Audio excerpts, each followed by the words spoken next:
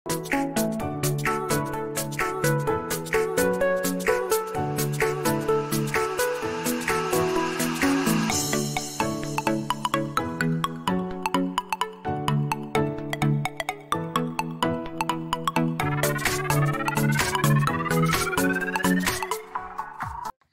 الطاقة الحيوية من أقدم العلوم التي أشرقت في مصر القديمة منذ آلاف السنوات،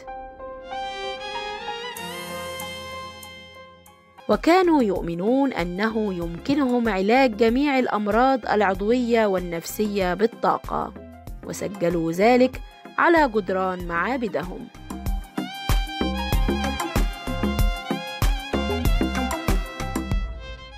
موجودين النهاردة في نيل أسوان، واحد من أكتر الأشياء اللي بتحمل طاقة إيجابية.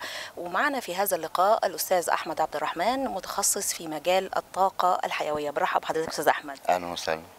في البداية نتكلم على الجمال اللي احنا موجودين فيه حاليا ونوصف الطاقة اللي موجودة حوالينا، نقول إيه؟ هو طبعا مفيش أجمل من المكان اللي احنا قاعدين فيه دلوقتي أو اللي احنا ماشيين فيه دلوقتي، نيل أسوان. في دايما سؤال بيتكرر من الناس اللي بتيجي رحلات هنا دايما في أسوان، يقول لك ليه يعني ناس أسوان دول طيبين جدا يعني. فهو في سر في كده يعني. احنا هنا في طبيعة بكر، في طاقة بكر، درجة نقاء المية هنا طبيعيا أكتر من بحري من عندنا يعني. التدفق ووجود الصخور الجرانيتية اللي موجودة والضفاف يعني انا مستحيل اجيب مثلا ازازه ميه واملاها من النيل واشرب، لا طبيعي الا هنا.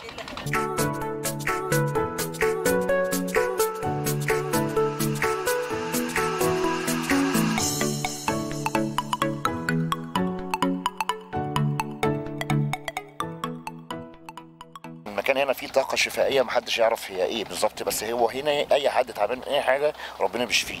الهرم الاكبر فيه طاقه، كميات طاقه رهيبه جدا.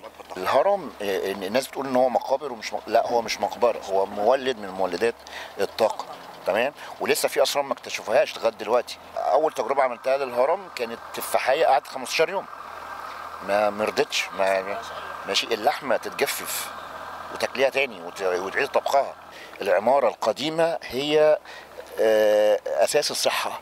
دماغك يبقى ناحيه الشمال، رجلك ناحيه الجنوب، بيفرق جدا في الراحه. بالبلدي كده يعني نوم ساعه في الخلا ب8 ساعات في البيت. انا بحب الكامبينج، انا بناخد خيمه معانا وبتاع وكده. انا ما بنامش جوه الخيمه، انا بنام بره الخيمه. احنا بننام وشنا للسما، فبتشوفي شكل السما غير المدينه خالص. تنصح ايه لضيوف اسوان اللي بيجوا اسوان ويحبوا يستمتعوا بالطبيعه وبالجمال اللي موجودين هنا ويعيدوا شحن بطاريات الحياه بتاعتهم؟ انا انصحهم بالبيوت اللي هي زي كده، البيوت اللي هي مبنيه على طراز بدائي طبيعي وفي هندسه مقدسه او هندسه بيوجيومتريه بالفطره.